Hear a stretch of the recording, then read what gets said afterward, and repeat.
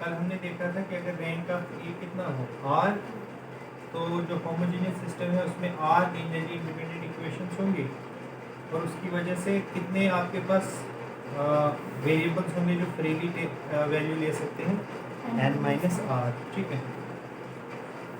तो जितने free variables होंगे उतने आपके लीनियरली इंडिपेंडेंट सॉल्यूशंस होते हैं। देखो रिमार्क,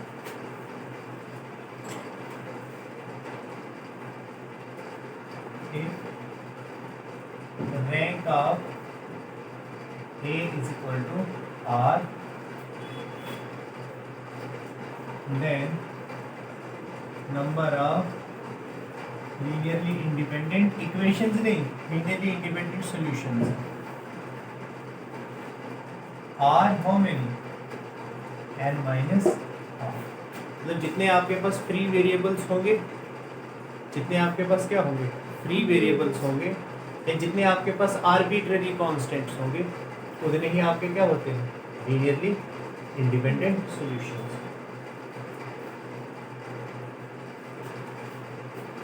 अब पहला वाला केस हमने किया rank of A is equal to R. अब देखो ये हमारे पास सिस्टम था,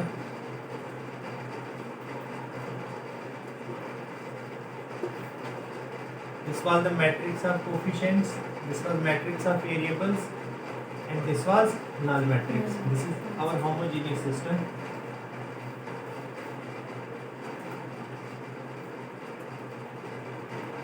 अगर रैंक ऑफ ए कितना हो जाए, n हो जाए, तो इस केस में सिस्टम का क्या होगा, system has a unique solution. ऐसा क्यों? बिकॉज अगर रैंक कितना हो जाएगा n, तो हम a को कहाँ पे ले जा रहे हैं रो ट्रांसफॉर्मेशन से, a1 तक। तो दिस इम्प्लाइज जो ax इक्वल टू 0 का सोल्यूशन होगा वही किसके सोल्यूशन होंगे, a1x इक्वल टू 0 के भी सोल्यूशन होंगे। लेकिन a1x इज इक्वल टू 0 ये इक्विवेलेंट है किसके, दिस इज इक्विवेलेंट इस केस में, क्योंकि रैंक ऑफ ए कितना है n। तो इसका मतलब जब मैं a को रो रिड्यूस करूंगा किलोन फॉर्म में a1 के, तो a1x किसके इक्विवेलेंट हो जाएगी, this is equivalent to b n cross n x equal to 0। ऐसा क्यों? देखो मान लो ये आपके पास m क्रॉस n मैट्रिक्स है। अब हमारे पास कॉलम्स कितने हैं, वो तो n ही है। क्यों? क्योंकि कॉलम सिग्निफाई करते हैं नंबर ऑफ वेरिएबल्स कितने होंगे। ठीक है, यहाँ पे x1 x2 x3 and so on x। अब जो मेरे पास रोज हैं, मैं कह रहा हूँ रैंक कितना है n। रैंक अगर n है, इसका मतलब मान लीजिए अगर m कितना है, ग्रेटर देन n, तो n के बाद जो है बाकी सारे जितने भी आपके पास रोज हैं वो क्या हो जाएंगे, जीरो। मतलब आप कह सकते हो कि m माइनस n, ये जो बाकी हैं सब क्या हो जाएंगे, जीरोस। तो आपके पास जो रो रिड्यूस्ड किलोन फॉर्म होगी a1, इसमें कितने नॉन जीरो रोज होंगे, n, क्योंकि रैंक कितना है n, इसमें नॉन जीरो रोज कितने हो जाएंगे, n। तो ये किस तरह से दिखेगी, इनको लिखने की जरूरत ही नहीं, क्योंकि ये कंट्रीब्यूट ही नहीं करेंगे इक्वेशन में। मतलब जो आपके पास यहाँ पे ये x1 x2 and so on xn है, वो तो ये और ये मिलके ये कोफिशिएंट्स है, सॉरी ये सिर्फ पोजीशन बता रहा है, a11 a12 a11, ये कोफिशिएंट्स x1 के साथ मिलके इक्वल टू 0 एक इक्वेशन देंगे, फिर दूसरी इक्वेशन देंगे, इसी तरह से n इक्वेशंस देंगे। तो ये मैट्रिक्स किस तरह की बिहेव करेगी, b n क्रॉस n। इसमें आपके पास n कॉलम्स तो थे ही, अब रोज भी कितने हो जाएंगे, n रोज हो जाएंगे। दैट मीन्स जो ये a1x इक्वल टू 0 है, ये किसकी इक्विवेलेंट हो जाएगी, b n cross n x equal to 0। But वो b मैट्रिक्स कौन सी होगी, वो b मैट्रिक्स आपकी ये होगी जिसमें सब के सब n रोज जो है वो क्या है आपकी, जीरो, नॉन जीरो। पर उसकी वजह से ये नॉन सिंगुलर हो जाएगी, उसकी वजह से ये क्या हो जाएगी, क्योंकि ये एक ऐसी स्क्वायर मैट्रिक्स हो जाएगी जिसका रैंक उसके ऑर्डर के इक्वल हो जाएगी। तो उसकी वजह से जो ये बी एन क्रॉस एन है, ये क्या हो जाएगी, नॉन सिंगुलर। ये क्या हो गई, नॉन सिंगुलर। क्यों?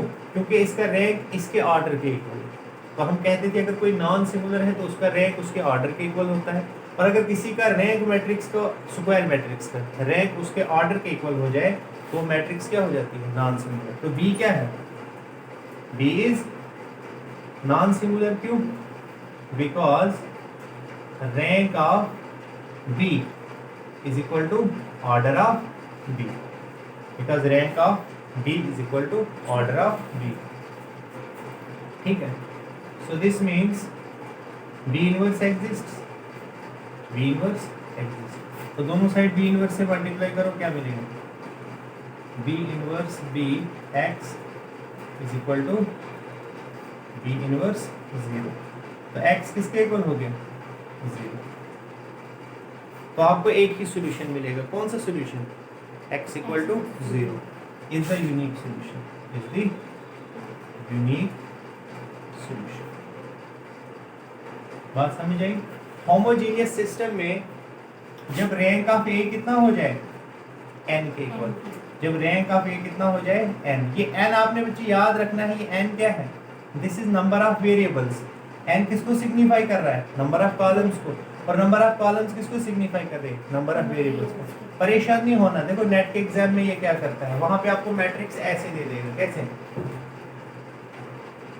इधर देखो मैट्रिक्स ऐसे दे देगा, मतलब n को यहाँ पे लिखेगा, m को यहाँ पे लिखेगा, तब ये केस कौन सा बन जाएगा, rank of A is equal to m वाला। फिर आपने वैसे ही दिमाग की सेटिंग करनी है कि वहां पे बेसिकली जो n और m का मसला नहीं है, मसला है नंबर ऑफ कॉलम्स का, मसला है नंबर ऑफ वेरिएबल्स का। Rank has to do with the number of variables.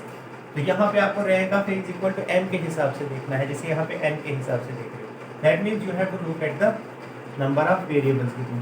तो अगर रैंक ऑफ ए आपका n हो जाए तो उस केस में उस सिस्टम का आपको क्या मिलेगा, यूनिक सॉल्यूशन। उस केस में अगर रैंक ऑफ ए जो है एग्जैक्टली n मतलब नंबर ऑफ वेरिएबल्स के इक्वल हो जाए, नंबर ऑफ वेरिएबल्स, तो उस केस में आपका होमोजेनियस सिस्टम का क्या मिलेगा, यूनिक सॉल्यूशन। दूसरा केस कौन सा है, अगर रैंक ऑफ ए क्या हो जाए, r के इक्वल हो जाए, बट r क्या हो, strictly less than n।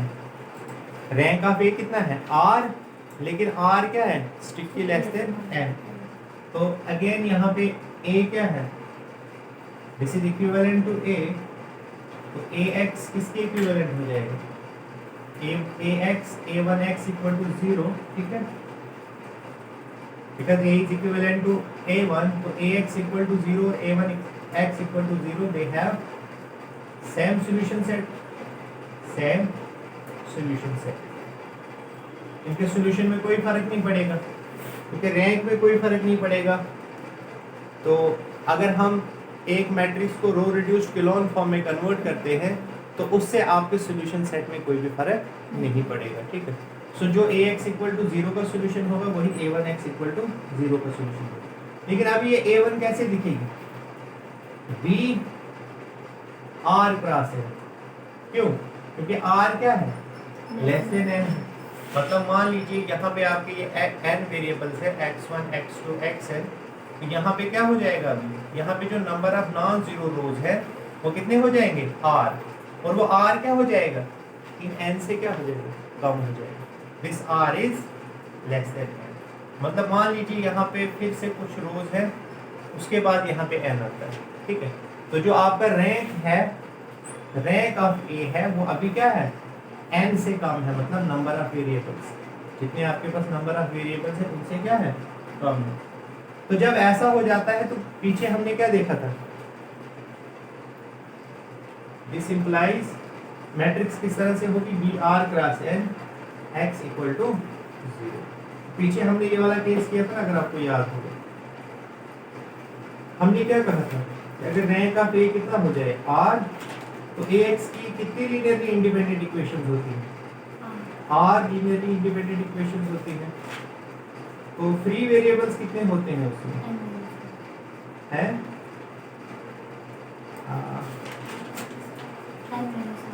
n minus r, तो यहाँ पे कितने हो जाएंगे, तो therefore सिस्टम हैज कितने,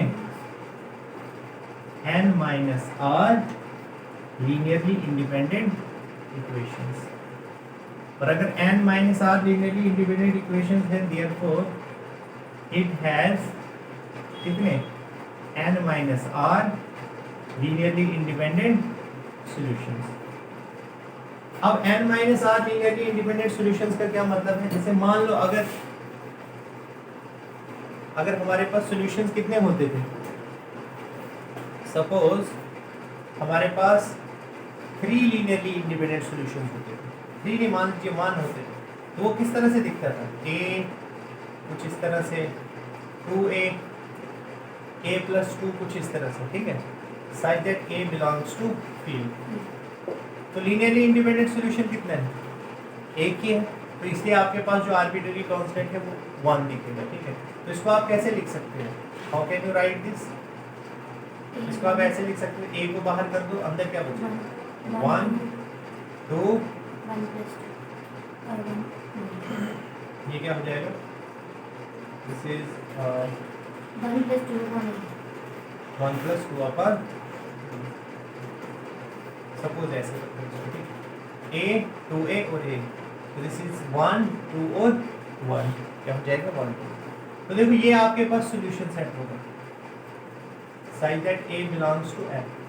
तो लीनियरली इंडिपेंडेंट सॉल्यूशन तो एक ही है, लेकिन a की कितनी वैल्यूज आप ले सकते हैं? अगर एक भी लीनियरली इंडिपेंडेंट सॉल्यूशन होगा, मतलब टोटल इसमें जो सॉल्यूशंस होंगे वो इनफाइनाइटली मेनी सॉल्यूशन होंगे।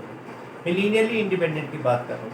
लीनियरली इंडिपेंडेंट का मतलब होता है कि आपके पास आर्बिट्ररी कांस्टेंट कितने हैं, लेकिन अगर एक भी आर्बिट्ररी कांस्टेंट होगा तो उस आर्बिट्ररी कांस्टेंट के कॉरस्पॉन्डिंग आपको कितनी वैल्यूज मिलेंगी फील्ड की? Infinitely many values. इसका मतलब सॉल्यूशंस कितने होंगे? Infinitely many solution. तो क्योंकि यहाँ पे r क्या है? Less than n। r क्या है? लेस देन n, तो n माइनस आर क्या हो जाएगा? Greater than 0। n minus R क्या हो जाएगा? Greater than 0। तो जो ये वाली क्वांटिटी है ना n माइनस आर, ये कम से कम 1 होगी। ये क्या होगी? कम से कम 1 होगी। तो अगर कम से कम 1 होगी, इसका मतलब कम से कम एक इसमें लीनियरली इंडिपेंडेंट सॉल्यूशन होगा। और अगर कम से कम एक भी लीनियरली इंडिपेंडेंट सॉल्यूशन होगा तो सॉल्यूशन सेट में कितने होंगे? क्योंकि वो लीनियरली इंडिपेंडेंट सॉल्यूशन जो होता है उसमें कम से कम एक आर्बिट्ररी कांस्टेंट होगा। तो एक आर्बिट्ररी कांस्टेंट कितनी वैल्यूज दे सकता है फील्ड के कॉरस्पॉन्डिंग? Infinitely many. तो उसके कॉरस्पॉन्डिंग आपको कितने सॉल्यूशंस मिलेंगे? Infinitely many solution. जैसे आप a की वैल्यू √3 लेते हो तो क्या मिलेगा सॉल्यूशन? √3 1, 2, 1। सपोज आप a लेते हो 7, तो क्या सॉल्यूशन मिलेगा? ऐसे ही आप कितनी वैल्यूज दे सकते हो? a की अपनी मर्जी से इनफाइनाइटली मेनी वैल्यूज दे सकते हो, तो उसके कॉरस्पॉन्डिंग आपको इनफाइनाइटली मेनी सॉल्यूशंस मिलेंगे। तो इसलिए अगर रैंक ऑफ a क्या हो जाए? लेस देन n, तो उस केस में आपके पास कितने सॉल्यूशंस होंगे? n minus R linearly independent solutions होंगे, and hence that is basically अगर एक भी लीनियरली इंडिपेंडेंट सॉल्यूशन होता है तो बेसिकली उसमें कितने होते हैं? Infinitely many solution. That is infinitely many solutions. तो सीखा क्या हमने? अगर हमारे पास रैंक ऑफ ए क्या हो, देखो रैंक आपने इसी के रेस्पेक्ट टू देखना है, वेरिएबल के साथ ही। मतलब जो नंबर ऑफ, ये जो आपके पास जो भी मैट्रिक्स दी गई होगी ना, कोई भी मैट्रिक्स, सपोज 3 क्रॉस 100 या 100 क्रॉस 200, आपने इसको देखना है रैंक को डिसाइड करने के लिए। किसको? वेरिएबल्स को। किनको देखना है? वेरिएबल्स को। तो यहाँ पे वेरिएबल क्योंकि n है हमारा, तो अगर रैंक ऑफ ए क्या हो जाए? n, होमोजेनियस सिस्टम की बात कर रहा हूँ, तो उस केस में आपका यूनिक सॉल्यूशन क्या हो जाएगा? Unique solution. और अगर रैंक ऑफ ए जो है वो लेस देन n हो जाए, अगर वो क्या हो जाए? लेस देन n, तो उस केस में आपके पास कितने सॉल्यूशंस होंगे? Infinitely many solution.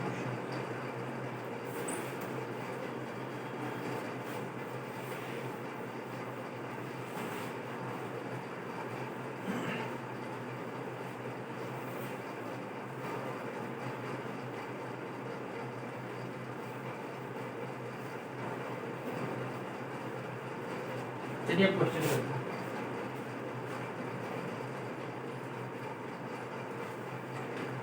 देखो ये तो पता ही है आपको, मैं फिर से रिपीट करता हूँ। अगर कोई भी मैट्रिक्स का ऑर्डर क्या है?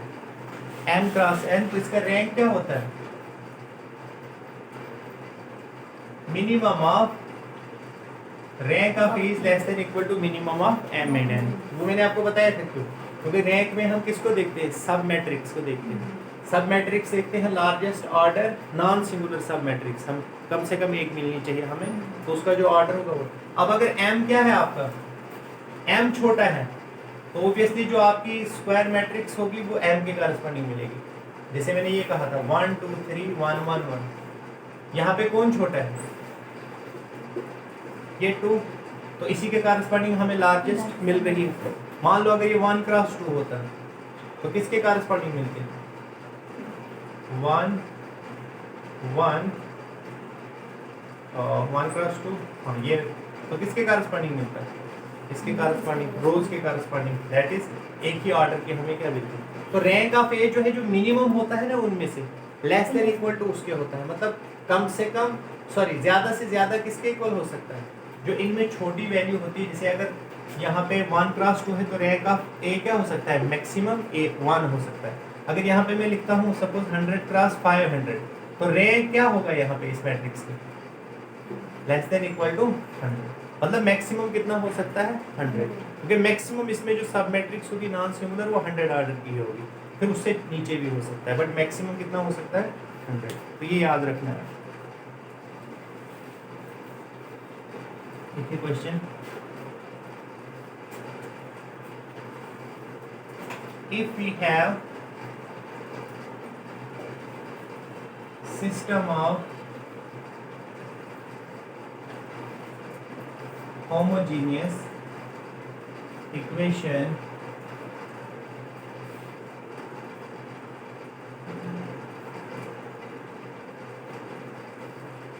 equal to 0, then system will have first will have a unique solution,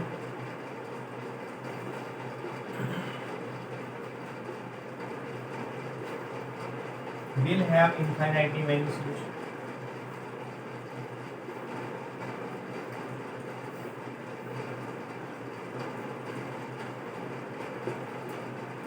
third may have a unique solution, and fourth may have infinitely many solutions। अब आपने सिस्टम का सीधा पहले n ढूंढो, क्या है n, क्या है here n is equal to 3। अब बताओ रैंक क्या होगा ये का,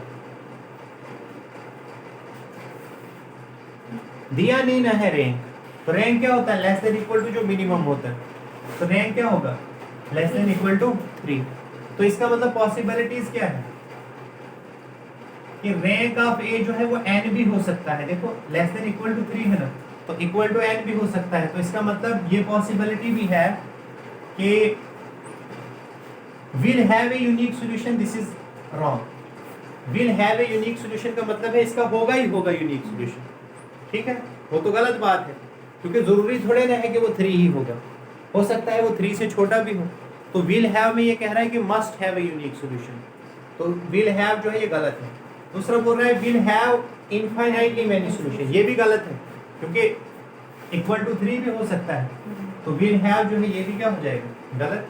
may have a unique solution, हाँ सही बात है, हो सकता है उसका यूनिक सॉल्यूशन हो, जब रैंक ऑफ की पॉसिबिलिटी की बात कर रहा है।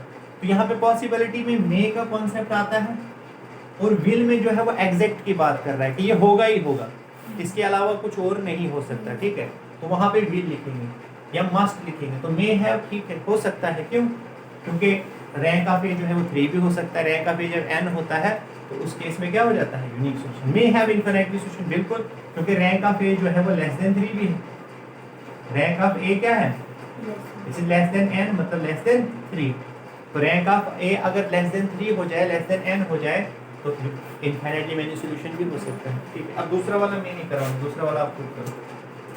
If we have a system of homogeneous equations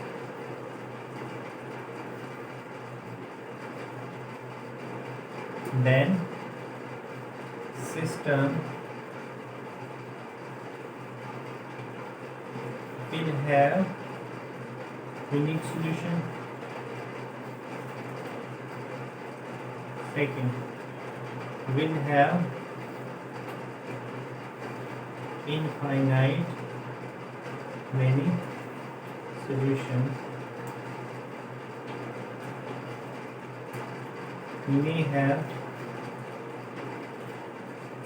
infinite many solution,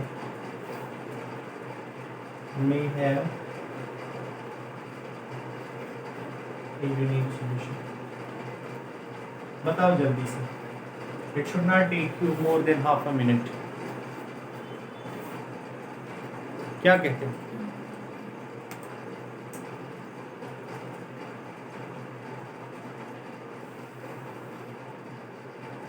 पहले रैंक निकालो. रैंक आपको कोई पर्टिकुलर तो दिया नहीं है, तो पॉसिबिलिटी निकालो रैंक की. रैंक ऑफ ए क्या होगा? करो ना, खुद से करो, खुद से करो. खुद आप एग्जाम में बैठे हो, मैं नहीं हूं आपके साथ हूँ. अब रैंक की पॉसिबिलिटी निकालो, फिर उसको वेरिएबल के साथ एन के साथ कोरिलेट करो.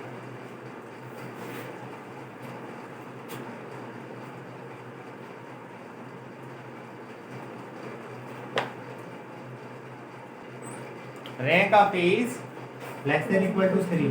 Now this is not equal to 4. This cannot be equal to 4 because 3 is not equal to 4. तो rank of A कभी 4 होगा ही नहीं. तो इसके यूनिक सॉल्यूशन वाला सपना तो टूट गया. Will have a unique solution, may have, ये तो होगा नहीं. No unique solution. क्योंकि मैक्सिमम इसका रैंक 3 है. अब दूसरा रैंक ऑफ A क्या है? Less than equal to 3. और रैंक जो है वो मैक्सिमम कितना है? 3. इसका मतलब हर बार जो रैंक है वो क्या हो जाएगा? Less than n. चाहे आप 0 ले लो, 1 ले लो, 2 ले लो, 3 ले लो, all of these possibilities show that r is less than n. तो r is less than, इसका मतलब will have a infinitely many solution. अगर will है तो may तो होगा ही होगा, वे पॉसिबिलिटी तो हो गई है ही सिर्फ यही, तो may भी हो जाएगा. So that means will have a infinitely many solution, may have infinitely many solution. ठीक है.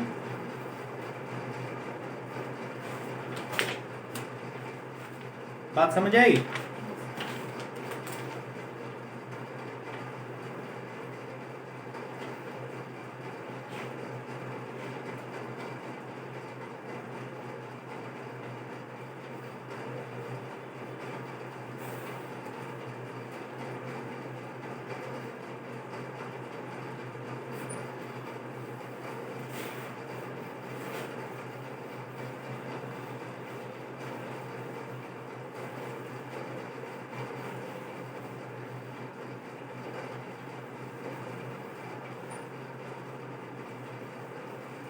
देखिए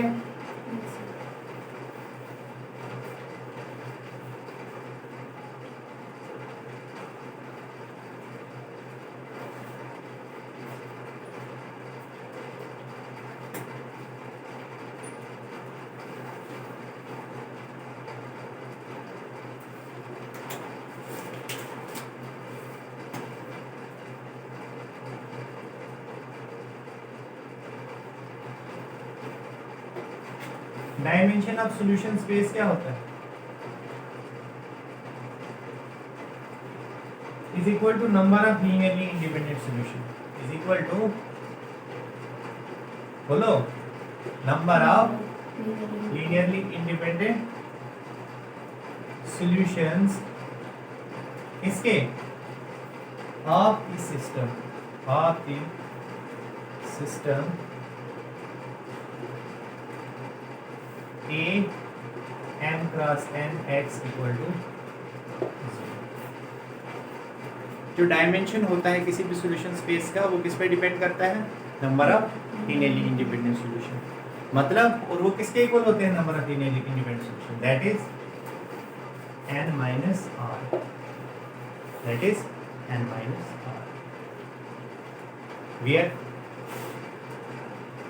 n is number of variables, जो कि आपको मैट्रिक्स के इससे मिल जाएगा. एंड आर क्या है?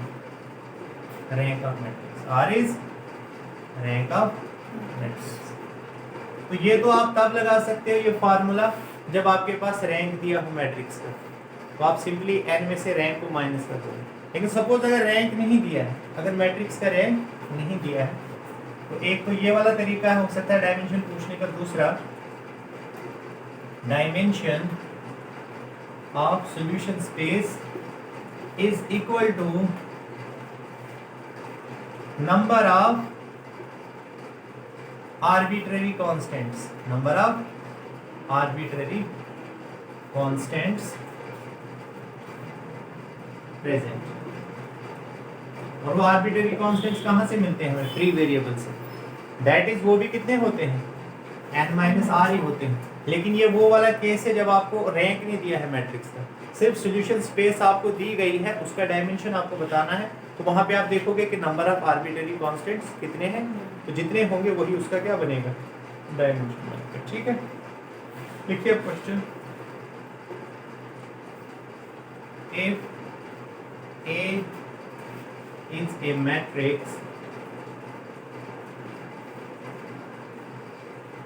of order 100 cross 50, then, और ऑब्वियसली जो सॉल्यूशन स्पेस होती है ना, वो किसकी सॉल्यूशन स्पेस होती है? देखो अगर मेरे पास m क्रॉस n मैट्रिक्स है, तो इसकी जो सॉल्यूशन स्पेस होगी वो किसकी सब स्पेस है? ये भी लिख दो आप। In case of this system m cross n x equal to 0, जो आपका सॉल्यूशन स्पेस है, this is subspace of, ये किसकी सब स्पेस है? r की पावर n। ये किसकी सब स्पेस होती है? r की पावर n की। This is subspace of r की पावर n, वेयर n जो है यहाँ पे है आपके, दिस इज n। क्योंकि देखो ना, जो सॉल्यूशन स्पेस है वो किस तरह की होती है? x1, x2, xn, यही तो होती है सॉल्यूशन स्पेस। तो ये किस में बिलोंग करेगी? r की पावर n। इसका मतलब ये तो एक सब स्पेस होगी जिसमें एलिमेंट्स कहाँ से आ रहे हैं? r की पावर n से। और ये स्पेस है तो ये किसकी सब स्पेस हो जाएगी? r की पावर n की। तो ये भी याद रखना है आपको। In case of this system, मान लो अगर सिस्टम ये दिया है इन्होंने n cross m x equal to 0, तब परेशान नहीं होना है। वहाँ पे सॉल्यूशन सब स्पेस जो है आपकी, वो किसकी सब स्पेस होगी? Rn की। क्योंकि आपको यहाँ वेरिएबल वाले पे देखना है, ये वाला, ठीक। तो m और n से परेशान नहीं होना। डिपेंड करता है, अगर उसने n यहीं पे लिखा हुआ है तो n के हिसाब से चलोगे, वरना आपने सिर्फ n की जगह नंबर ऑफ वेरिएबल्स याद रखना है, या कॉलम वाला नंबर जो है मैट्रिक्स का। So if A is a matrix of order 100 cross 50, then if the rank of A is equal to 13, then solution space of AX equal to 0 is a solution subspace, is a, इसकी solution, sorry ये solution space नहीं है, solution set है। ये क्या है? solution set, ठीक है। ये solution set है। यहाँ पे लिखो आप dimension of solution subspace, solution subspace। solution set की बात हम करते हैं with respect to equation, जब हम देखते हैं equation, ठीक है। then solution space of Ax equal to 0, solution set of किसका? Ax equal to 0, वो क्या होता है एक्चुअल में? is a solution subspace, is a solution subspace। किसकी solution subspace होगी? बोलो ना, R50 की। is a solution space of R50 of dimension, मुझे बताओगे आप इसकी डायमेंशन क्या होगी? and can be written as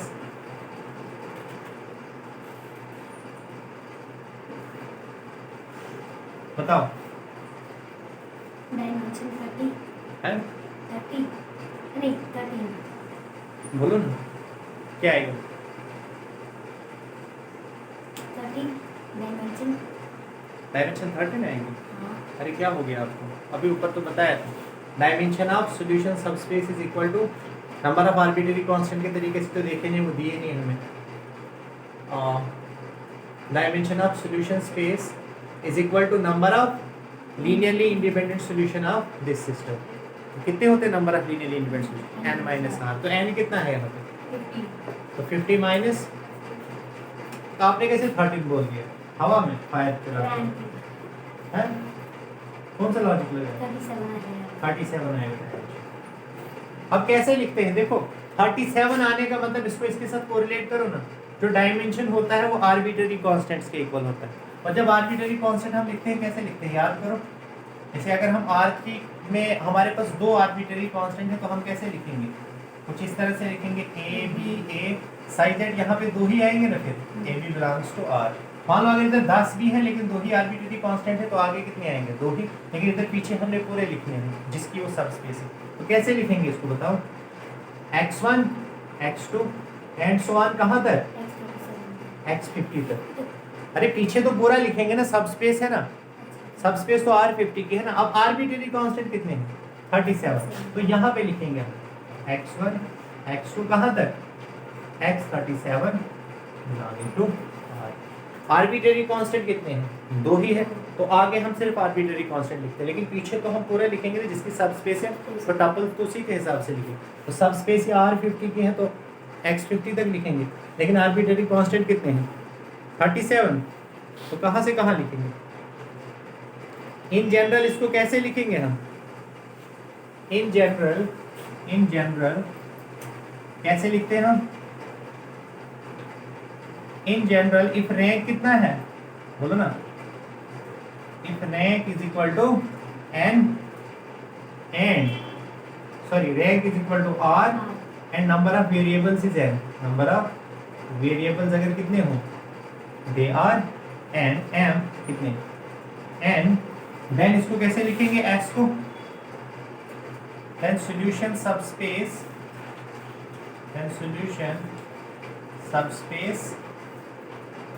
R इसको solution सेट भी कहते हैं हम जब इक्वेशन के रेस्पेक्ट को देखें। दिस इज इक्वल टू बोलो x1 x2 xn side that x1 कहाँ से लेकर? x1 से लेकर xn minus r। This belongs to f। ये r क्योंकि यहाँ पे स्पेस हम r ले रहे हैं, अगर जनरल हम कोई भी फील्ड r ले रहे हैं, अगर फील्ड कोई f लेंगे तो x1 x2 xn side that x1 से लेकर xn माइनस r। जैसे यहाँ पे हम x1 से लेकर x50 माइनस r मतलब x50 माइनस 13 तक चलेंगे। ठीक है, बात समझ आई? आर यू गेटिंग और not?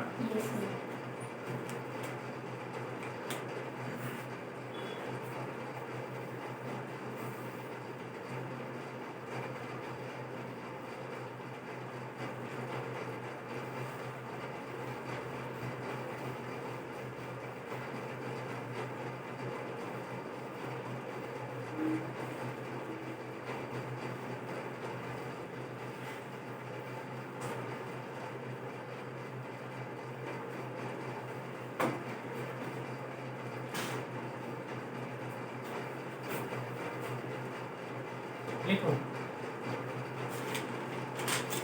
if we have homogeneous system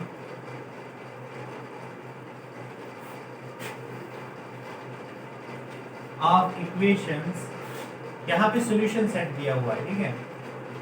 Suppose solution set is s equal to a 2a 3a b 4b 7b such that ab belongs to f. Then rank of a is equal to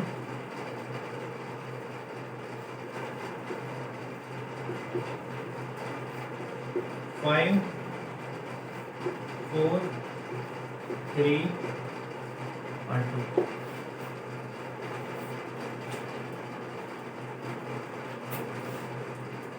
बताओ